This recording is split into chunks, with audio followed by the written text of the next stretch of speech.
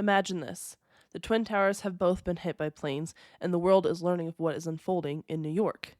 Just then, the Pentagon in Virginia is hit by a plane, and just 30 minutes later, another plane goes down in a field in Pennsylvania. What is happening? Follow me down the rabbit hole to figure out what happened on September 11th, 2001, after the World Trade Center was hit by a plane.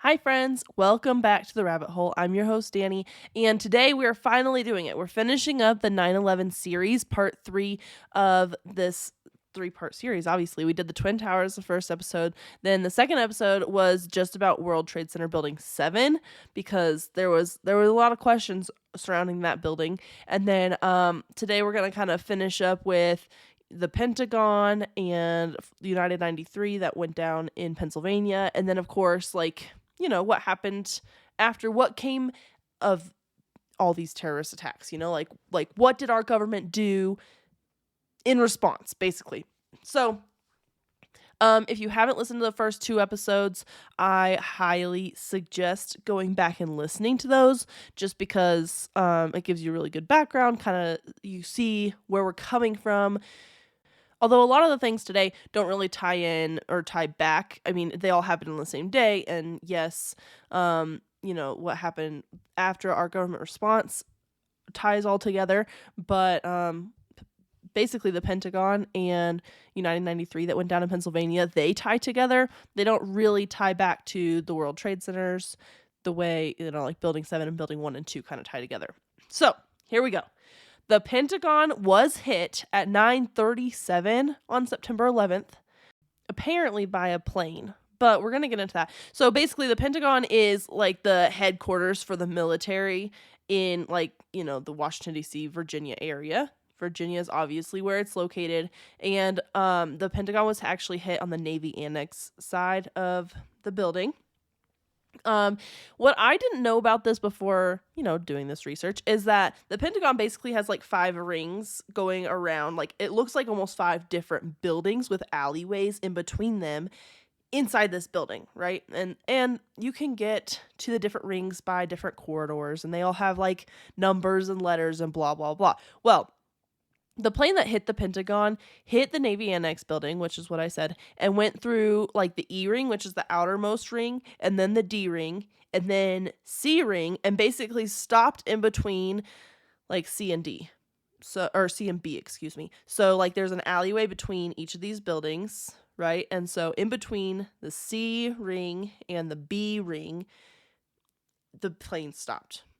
And so it destroyed 3 full rings, and it also hit on the first floor. This isn't a big building. The Pentagon is only 5 stories high, so it's not huge. The Twin Towers, 110 stories. There's a lot of stories there. When the first plane went in, everybody just thought it was an accident. That seems very reasonable because this plane, I mean, these towers are huge, right? They're so tall, and maybe they just got disoriented, blah, blah, blah. Maybe they didn't see it. I don't know. I don't know. But yeah, the Pentagon's not that big, and the plane had to come in super low. Things are pretty weird. So at the time, the Pentagon was undergoing renovations, which is very lucky for the people that work in the Pentagon. So only about 800 of the 4,500 people that were supposed to be in this part of the building were there because the renovations had basically just finished and not everybody had moved back into their offices. So luckily, there weren't as many people in this portion of the Pentagon. Otherwise, there would have been a lot more deaths, obviously. But let's get into this plane theory. I know they say that an aircraft hit the Pentagon. However, the hole in the side of the building is just a hole. It's there's no wings, there's no section for the wings. Basically, in the videos that I watched, they said that the wings disintegrated upon hitting the building, just gone. They were just they hit the building and they went away, which is odd because when you watch the videos of the Twin Towers and the planes flying into those planes, there you see the wings go in and there's holes like where the plane hit the tower, went into the towers. There's actually like, like almost a silhouette of the fuselage and then the wings. Well, not in the Pentagon. In the Pentagon, they say, yeah, the wings just completely disintegrated upon hitting the building, which, okay. And the aircraft had to be flying pretty low, like I said, because the Pentagon is only 5 stories high, and there are major highways on all sides of the Pentagon. But here's some weird things. The plane hit the first level of the building. And if it was flying as low as it needed to be in order to hit the first level of a 5-level building, you think that there would be other destruction like around the building, right? So you see like light poles and different things because you are right next to a couple major highways.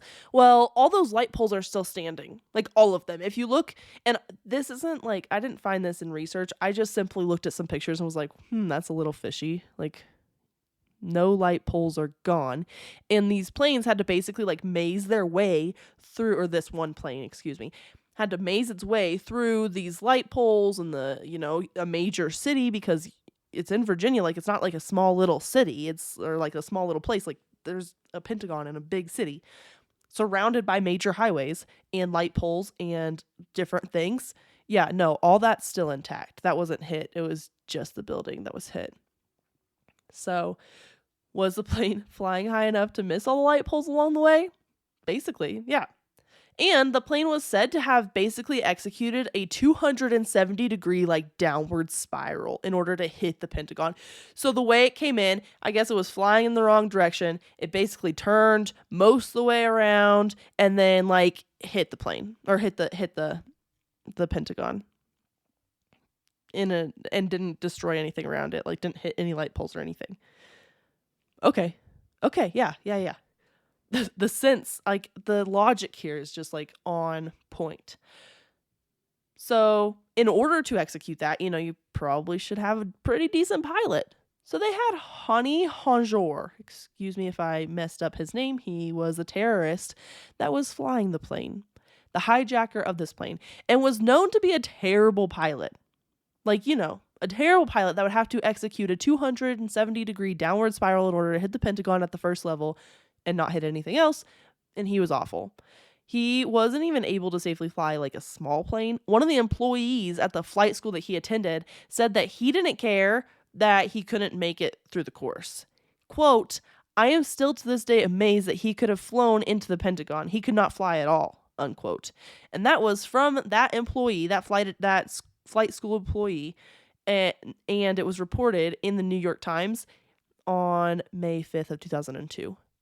This employee came forward and was like, wow, yeah, like I can't believe this guy like actually hit the Pentagon because he sucked at flying.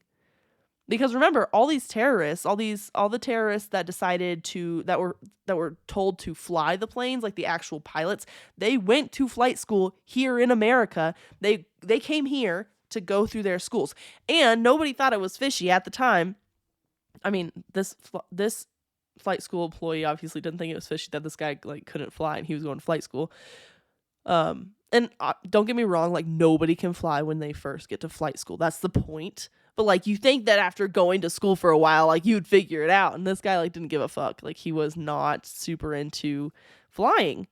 It wasn't what he wanted to do. And none of them, like this guy and the pilots for the other planes, they didn't learn how to land the planes. Like nobody thought it was weird that none of these guys who came to flight school here in America even bothered to learn how to land. And maybe they just like left school early, like, and they just didn't complete their flight school. Like possible for sure. I feel like flying 101 is like, here's how we take off. Here's how we land. Basic. Like you can't start flying until you learn those things. Anyway, I don't know. Maybe I'm just like making this stuff up. I've only flown with a couple pilots here and there when I was in the Navy. Anyway, A couple other things that are pretty fishy about this whole, like, this plane hit the Pentagon thing, right? Well, there were no seats, no luggage, no full bodies recovered from the so-called plane at all. And the official story is that the intense heat from the jet fuel basically just like vaporized the entire plane, which, like, they're loving this jet fuel theory. This jet fuel theory is like everywhere. They're like, yeah, it's planes, jet fuel, like it burns hot and everything vaporizes, everything goes away. They use this for, like, why did the Twin Towers burn and, like, fall? Why did Building 7 burn and fall? Oh, jet fuel. Okay. Again, like, if you haven't listened to the first 2 episodes, go back, because, like, this jet fuel theory just doesn't make any sense. If anybody's paying attention, like, this is not making sense. So here we go. Jet fuel, right? Jet fuel vaporized the planes. And let's talk about this theory for a second. This jet fuel theory. So the engines alone were made of steel and titanium alloy and weighed 6 tons each. That's 12 tons worth of engine that, like, flew these planes, or this one plane, into the Pentagon, right? The jet fuel wouldn't have been able to just, like, completely vaporize the engines. Like, just gone. And we're going to get into this with Flight 93, with United 93. But, like, other planes have crashed. And this is where things get super fishy, right? Other planes have crashed other places. Like, plenty of planes have crashed. Plenty of things have happened to where, like, the planes crash. And this mostly goes with the United 93 theory, because they did crash into a field.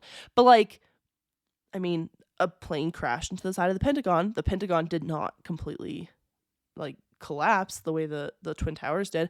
But they could still find, like, luggage. They could still find seats, like remnants of plane, but not in this situation, and not in the United 93 situation either. They couldn't even barely find remnants of planes.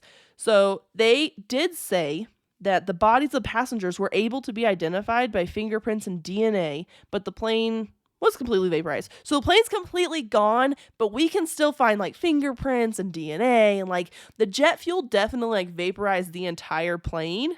But don't worry, fingerprints are still being able to be found. On what? Like, where did you find fingerprints?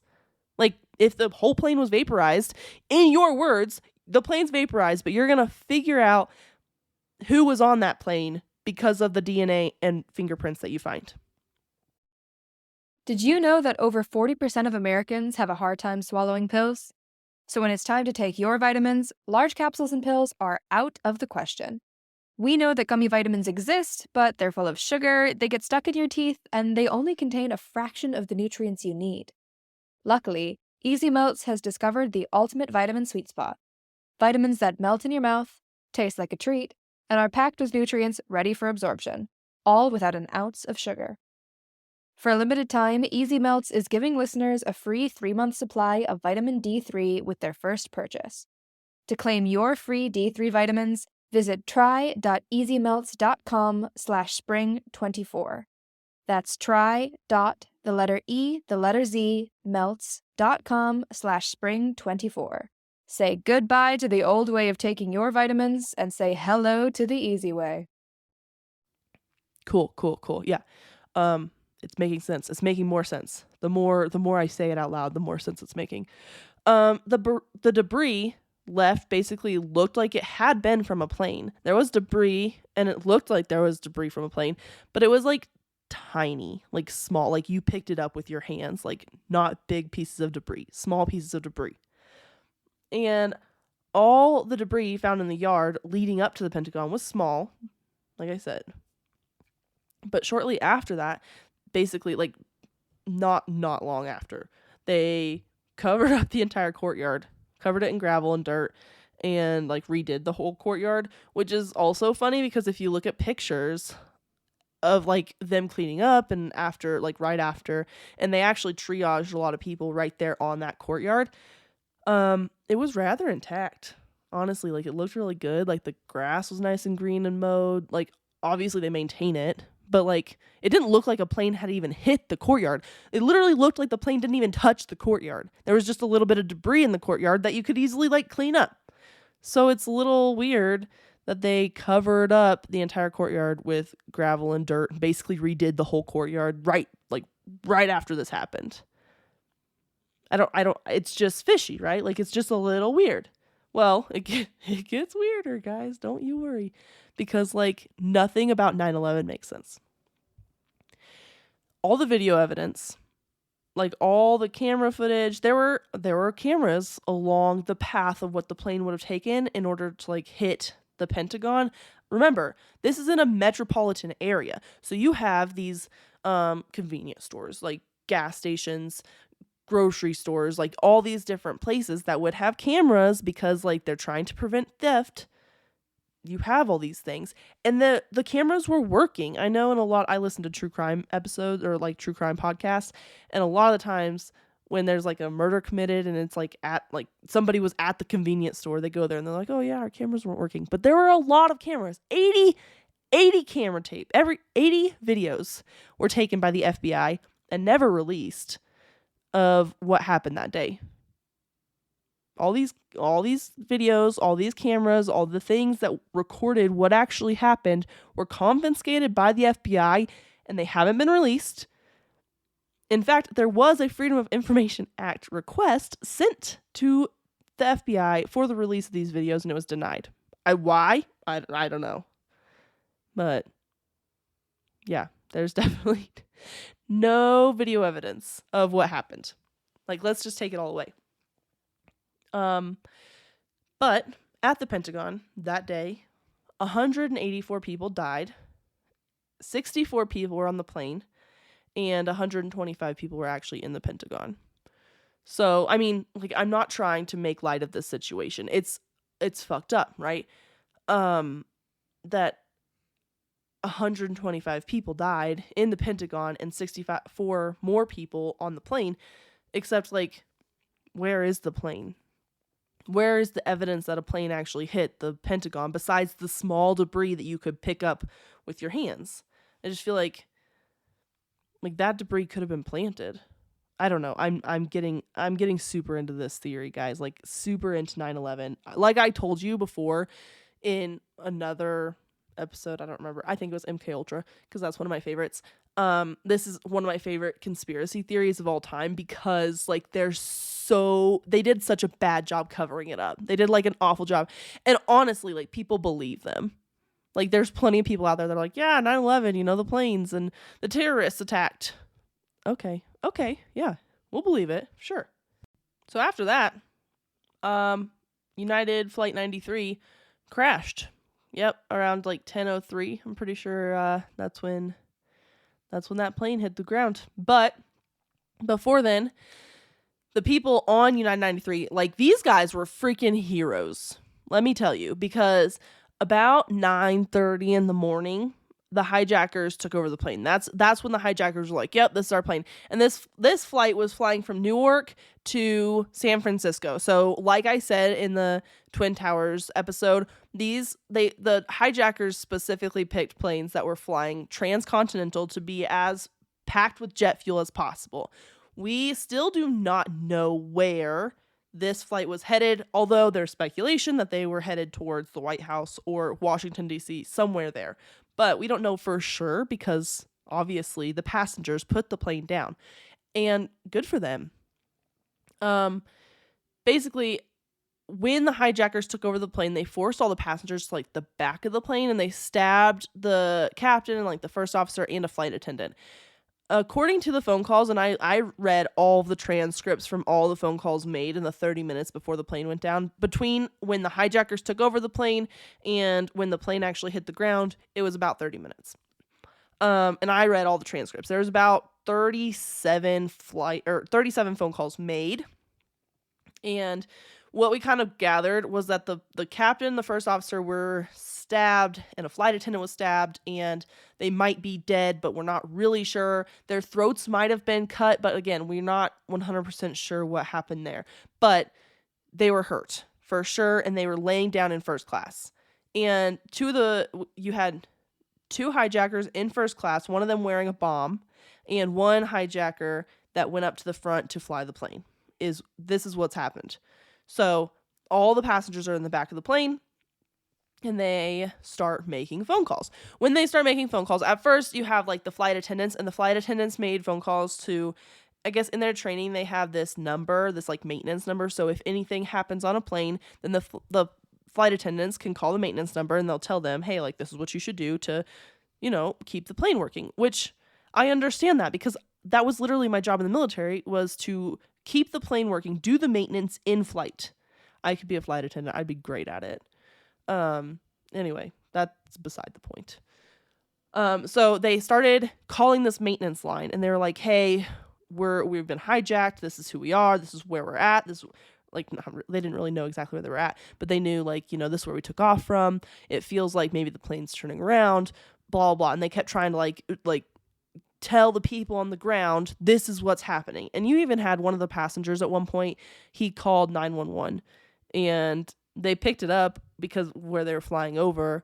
But basically everyone's like trying to alert. During these phone calls, they learn that 2 planes have now hit both Twin Towers, and that eventually they learn that the Pentagon has been hit, because when the hijackers first take over this plane, like the Pentagon hasn't been hit yet. But eventually they will learn that happened too. So they're fully aware that hijackers are taking over aircraft and running them into things, and they're freaking out. So they start calling their loved ones, right? I would too. However, here's what I think is kind of funny. Not funny, just interesting. Interesting. You have 40 passengers on the flight, but you only had, I would say like a handful, maybe like 10 people made phone calls or attempted to make phone calls to loved ones, which I thought was odd. I really thought that was a little weird, but whatever. One of the passengers, he called his wife and asked his wife if it would be okay. He said, me and like 4 other guys, we're gonna try to take back the plane. Would it be okay? And she was like, no. Don't put yourself at risk. But also at the end of the day, like, what are you gonna do? I thought that was a funny thing to ask, but also I'm not trying to like judge him, because I've never been in a situation where my plane has been hijacked and we're like contemplating taking back the plane. And also, now that I'm saying it out loud, these other people on the plane could be traveling with their families, and maybe they just like held on to their families and like loved on them. That could be it. And it was just the people that were flying like by themselves from like a business trip that were calling home. I don't know. I'm just like trying to make sense of what happened. Well, you do hear there's like a scuffle. There's some released like audio. Basically, there's basically a scuffle that happens, and it does seem like the passengers, basically one of them had hit the pilot over the head with something. Again, like this is just all audio, so we don't really know exactly what happened, but it sounds like about 4 or 5 of the male passengers in the back were like, yep, we're not letting them get to wherever they're going. We're going to try to put this plane down. They said this could be the end. We love you, and bye, basically. And they definitely confronted the pilot. Seemed like they hit him over the head with something, and then the plane basically nosedove into the ground. And we know that it nosedove because there was a crater in the ground in Shanksville, Pennsylvania. There's this giant crater in the ground. And in that crater, they did find a couple things. They found the black boxes. They found, some pieces of plane. But there's still some other things that are a little fishy. There is just a hole in the ground, a giant crater. Again, no spot really for wings. And I understand that this plane probably hit moving pretty quickly, but also, like, where is the plane? Like, where did the plane go? Like, yes, there's a crater and there's some debris. Again, like with the Pentagon, there is some debris, but it's small debris. And actually, I was watching this video.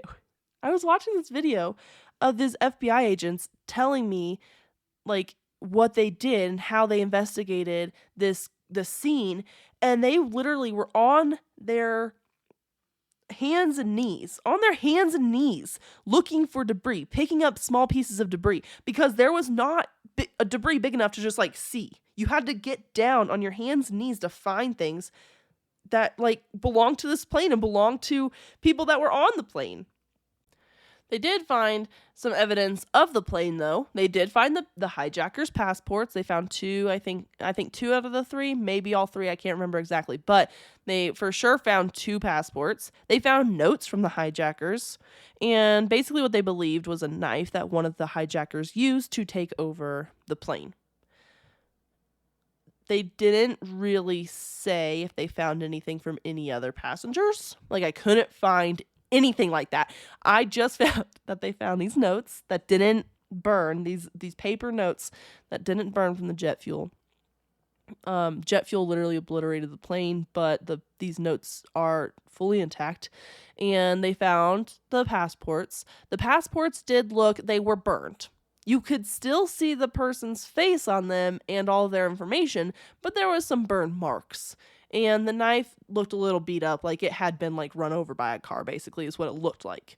Or maybe by a plane. I don't know. But, I mean, it was still pretty recognizable as a knife. But it almost looked like a box cutter. Like I said, they found the black boxes in the crater, which was like a huge win because all the planes, they kept saying like, we need to find the black boxes. We need to find the black boxes. It seems to me like in all my research, the only time they found the black boxes was from this plane in the crater of where the plane basically like nose dove into.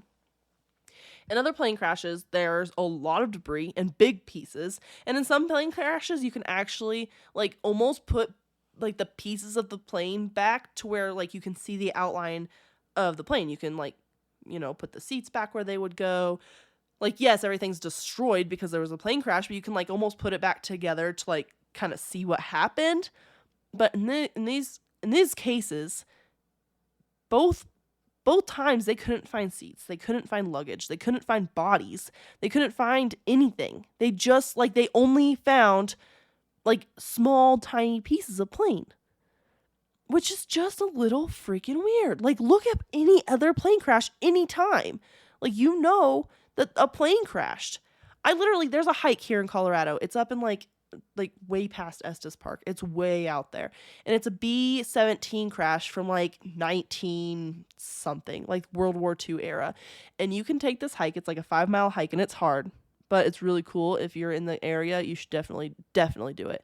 But it is a hard hike. And you get up there, and you can still see this plane crash into the side of a mountain, like full on into the side of the mountain. There's boulders everywhere, and there's pieces of plane. And you can point out, like, oh, that's an engine. Oh, that's part of a wing. That seems like a piece of a fuselage. These pieces are so big, they couldn't actually move them off the side of the mountain. They just left them there, and now people hiked them for fun. I did it. I hiked to a plane crash for funsies. I mean, it's an old plane crash, and all the people died on impact. But you're telling me and that was a small plane. It was a B-17. Like, you're telling me these 757s with multiple passengers on them, you can't find even like one body or one piece of luggage or one anything. They didn't find any like emergency, what to do in emergency cards, like those emergency cards they put in the back of your seats. They didn't find those, but they found notes from the hijackers. That's a little weird. Another thing that I just kind of thought to bring up is that there were some trees burned near the crater, like kind of like behind the crater. If you look at it from the way the FBI suggests, this is the way, like, the plane came in and hit, and so directly behind where the plane, like, the angle of which the plane would have hit and caused this crater, there was some burned trees. I don't know how many, probably like 30 or 40 maybe, like just a small little section of burned trees, which, like, again, makes sense. There's jet fuel, and there's probably some fire when the plane crashed. Although, when everybody got there, there was no more fire. There was just some smoke from the fires that were there that had started, but there was no more fire. The fires were basically put out at that point because I don't know who put them out or like how they just like burned out on their own. But before any of the investigators got there, the fires were no longer firing. But here's my question. So, in the case of the Twin Towers, in the case of the Pentagon, the jet fuel, they are saying in the Pentagon, they said the jet fuel vaporized the plane. In the Twin Towers, the jet fuel literally caused the steel to melt and cause these giant towers to completely collapse. And the jet fuel was so hot, the falling debris caused Building 7 to catch on fire, and then Building 7 collapsed as well. We're using their logic against them here because that's what they say, right? These buildings collapsed because jet fuel burns really hot and melted the steel and yada yada, whatever, okay? The jet fuel's so hot that the plane vaporized, and that's why we didn't find any plane pieces at the Pentagon. Okay, so we're going to assume that that's their same logic here, that the jet fuel burned so hot that it vaporized the plane upon, like hitting the ground. Fine. Well, you're telling me that this jet fuel is so hot that it's melting steel, but it only burned a couple of trees. Like, it burned them, like, they're fully burned. But they're still standing. Like, these trees are still standing. They're just black. Like, basically like a forest fire, almost. Only in this little section. Like, not the whole, there's a lot of trees in the area, but only this little section actually burned. And that was it. And it was gone. Like, the fire was out by the time any of the investigators showed up. Okay. Yeah, the logic's making a lot of sense here. Along with all this fantastic logic, 6 miles away from the crater, 6 miles away from the crater, they cordoned off another area as like a debris site. But why would there be debris 6 miles away? Like, how did it get that far? Did some debris like kind of fall off the plane as it was crashing? Because the plane was in complete good, like perfect repair. This was a plane that, again, was about to fly transcontinentally to go to the other side of the country. Total in good repair. Like, it wasn't shot down. Like, nothing happened to it. There's just some things that happened on the inside, and then people crashed it. The passengers crashed the plane. Fine. Okay. Why was there debris 6 miles away? Like, did the wind just pick up and take it 6 miles away, but not like a whole like line of debris to that 6 mile away section, just like some debris over there and then more debris at the crater site that they had to get on their hands and knees to find because it was so small. Yeah, okay. Yeah. When I get on my hands and knees to find something, it's like I dropped an earring that is tiny and hard to see in carpet. But yeah, we're definitely going to look for plane debris from a plane crash on our hands and knees. Because I could understand that, like, if they had already taken away all the big pieces of plane. But, like, that's all the debris that they could find was, like, from their hands and knees, like, looking around. And then digging out this crater and hoping that something shows up out of it. So here are some questions that I have. If you haven't figured out, I have a lot of questions about this whole scenario. So, why did they hit the Pentagon? Like, why did they hit the Navy Annex building of the Pentagon? Like, what are they trying to get rid of? Like, what were they trying to hide? Why the Pentagon, and where was United 93's intended target? I think we all have that question. I think that I'm sure it was going to be like a Capitol building or like the White House or something very important, right? Like some important thing. I also like why they do the Twin Towers, but also I feel like that could be just like a terrorist attack. It just had to do something big. And Twin Towers are big, obviously. What would make both the planes basically vaporize? Like basically gone. Like what? So this is a multi-part question. So let's say that planes actually did hit the Pentagon and crash in Shanksville. How did those planes just vaporize? How? Like, where did they go?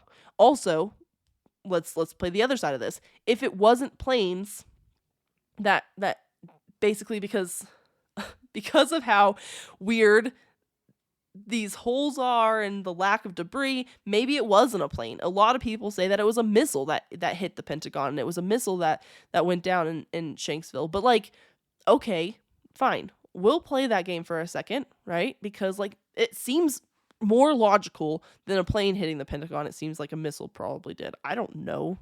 Because there was like a huge smoke trail basically behind whatever hit the Pentagon. And we know from my chemtrails episode that chemtrails do happen from planes, absolutely, but they happen because of how high in the sky the planes are, and like the cold air and the altitude and all that mixed together basically creates the vapor trail. That doesn't typically happen on the ground. So I mean, every time I've seen a plane take off, there's no vapor trail behind it. So it would be weird that there's a vapor trail following a plane into the Pentagon. But let's call it a missile, right? Let's play that game. If a missile did hit these, if this was a missile attack, right? Where did the planes go? Because like there were still planes that were said to have been hijacked, and there were still loved ones that received phone calls from people on these planes that were saying goodbye. There are people that are actually on these planes. They know that their loved ones were on the planes. They know their loved ones died. But where are the planes? Like where, like, you know, if a plane didn't actually hit the Pentagon, if a plane didn't actually go down in Pennsylvania, what, like, first of all, what was it? Secondly, where are the planes actually at, and where are all the passengers that were on them? Like, did they just blow them up and then like shoot a missile into the Pentagon? I don't know. I'm going on a freaking rant here. I'm very confused about this. Oh yeah, I have in my notes. I found something else about Towers 1 and 2. So I wanted to go ahead and add it into this episode since, you know, I'd love to give you more evidence. I didn't find it when I was doing the Twin Towers episode, so here it is, a little like sprinkle on top. There were a lot of eyewitness accounts of an explosion that basically went off in the basement of both towers before the planes hit them. So basically one witness said that he was literally like blown upwards. He was standing in the lobby, blown upwards, like a huge explosion went off. And then when he like kind of, you know, came back to his senses, like what the heck just happened? Then he heard and felt the plane hit the top of the tower. After the explosion in the basement. After something happened in the basement, then a plane hit at the very tippy top of, it wasn't the very tippy top, you know, but that's just weird. And a firefighter actually said something very similar, and he said that after this like one explosion went off, he walked into the south tower because they were connected on the bottom. You could walk over to the next tower over. He walked into the south tower, and basically the exact same thing happened in the south tower that just happened in the north tower. And he said like there were walls caving in and people were getting hit by like flying debris, and this was well before the towers ever fell. And if you're in the lobby, obviously like this plane has just flown into the top area of the towers. It's weird that debris would be flying around and hitting people in the face and hitting people in the legs. And he said like reconstructive surgery, and some people couldn't walk because they were hit by this flying debris before the towers collapsed, before the towers were hit by a plane. So, I don't know. I just thought I'd add that little tidbit I found. I thought, you know, you guys you'd like to hear that little part. So, I don't know, like, have I caused you guys even more questions from this whole thing? Well, buckle up, Buttercup, because here we go. So, what happened in the wake of 9/11? Obviously, the country has come together. We're holding each other's hands. We're just, like, being good citizens. I remember when this happened. I remember being 7 years old and I think I was in first grade, and my parents don't come and, like, pick us up from school. They were like, no, you're going to school. That's what it is. We didn't, if there were doctor's appointments, there were doctor's appointments after school. We did not leave school for anything. My mom came and got me. I was at recess. I was pissed because I was at recess, right? And she was like, it's just a day to be together. Because I had literally watched the planes fly into the Twin Towers. As I was making my breakfast that morning, my sister yells at me, hey, we're going to be late for the bus. We run out to the bus. I watched the whole thing happen. I mean, not the Pentagon, but like the Twin Towers. I watched the planes fly into the Twin Towers. And then my mom comes, gets us. She's like, oh, it's just a day to be together. I mean, all the TVs had been on at school all day long. Everyone just had all the TVs on, and all the teachers were just watching TV. And I was like, this is weird. Like, teachers don't typically watch TV during school, and I'm pretty sure they're going to get in trouble for it. And then we went and had Taco Bell for dinner, which like was a huge treat because like my parents didn't buy food. Like we make food. We have food at home. You make it.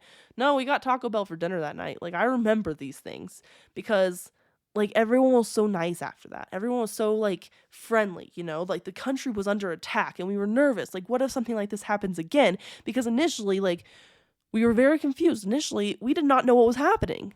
Obviously, 21, 22 years or 21 years later, because it's almost been 21 years, like we're still a little confused about it, but you know, we've got a lot more theories. Well, don't you worry, because the government is here to take care of you. The government wants you to feel safe, and all the people were so scared. Everyone was so scared, and we love to give away our freedoms when we're scared. So, on October 26, 2001, the Patriot Act was passed into law. Yep, you heard me right. Just 45 days after the attacks on 9/11, they passed this law. And they're like, yep, we're here to keep you safe. Don't you worry. I'm asking the exact same question you are. How did they write it so fast? How did they write these laws so fast? How did they know? Like, it's like everyone got together and they were all scared and they wanted to, like, you know, huddle together and be there for each other. And so the government was like, don't worry, guys, comfort blanket. Here's a law we're going to pass. Cool, okay. Basically, this law, like, sounds really good on the surface. And the government is so good at doing this, too. It sounds so good on the surface. But the act actually allows the government, right, to basically stop and find terrorists. They wanted to stop them from attacking us again.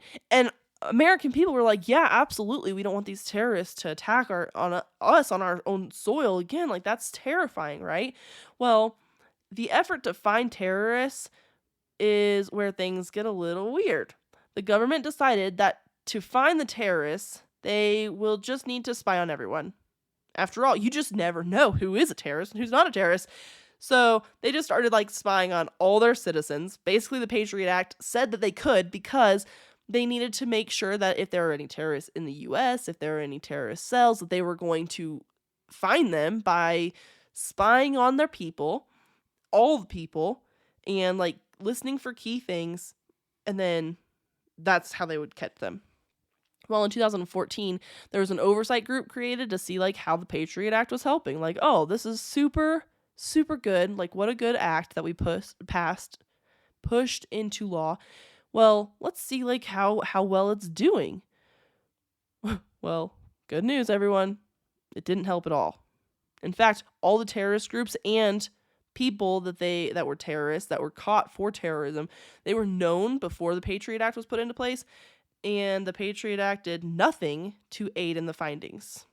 Of course, we know just how much the government is or was potentially spying on us because of the famous NSA whistleblower, Edward Snowden. He revealed that the U.S.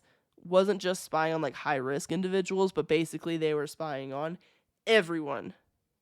So, was this all just a ploy to get more information of the public? Like, on the public? Like, did they do this? Like, was all this just like a way for them to pass this Patriot Act into law that they had clearly at least somewhat prepared before?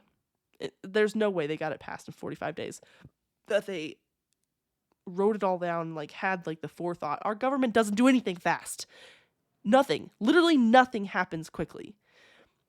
Were pockets of politicians and certain companies lined because of the attacks? And where did all the planes go? I've asked that question like 4 times. Where are all the planes? After doing this research, I have way more unanswered questions than I did before. Way less answers than I thought I did. Basically, like, I thought I knew a little bit, but I keep asking like more and more questions, and more thoughts just keep popping in my head, like, what the heck is going on? So the Patriot Act was revised. In 2015, it was revised. That they, like, couldn't spy on us, and they couldn't just, like, collect all of our data and use it. And then they, like, wrote another law, basically giving them the exact same power. They were like, yeah, the Patriot Act was revoked, but, like, here, we'll just do this other one under the table, and it does the same thing. So, as much as like you want to believe that the government's not spying on you, right after the Patriot Act went into law, the NSA like went in, like shook some hands with AT&T and started basically taking every single bit of data, anything you were doing on your phone, and they were just collecting it for years.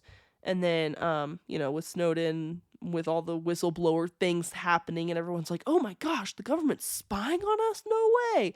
So that's when they were like, we should probably like stop them from doing that. I mean, honestly, the government doesn't have the resources to look at every single person's phone information, like every single person's stuff. However, I'm sure like keyword analysis is going on behind the scenes. So anybody that's like, oh yeah, bomb and terrorism and like we're going to attack certain places, like, being very specific, they're probably going to listen to those people. But honestly, like if the Patriot Act's not working, stop spying on us, because like you're not getting anywhere. It just seems stupid. Now you're just pissing off the people that think about it, the people that, you guys are out there actually having the like forethought to be like, I should probably not have my phone in the same room as me because it's listening, because it is listening. Honestly, if you didn't see my post last week on Instagram, we had COVID last week. It didn't prevent me from getting out an episode for you guys. Don't you worry.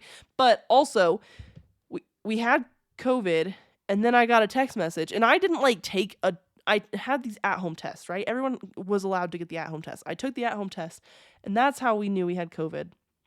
How did the government know I had COVID? Like, how did they know? Because they had to have been listening on my phone, because we talked about it. My husband and I, we had a conversation about having COVID. We told our friends and family, yes, we have COVID.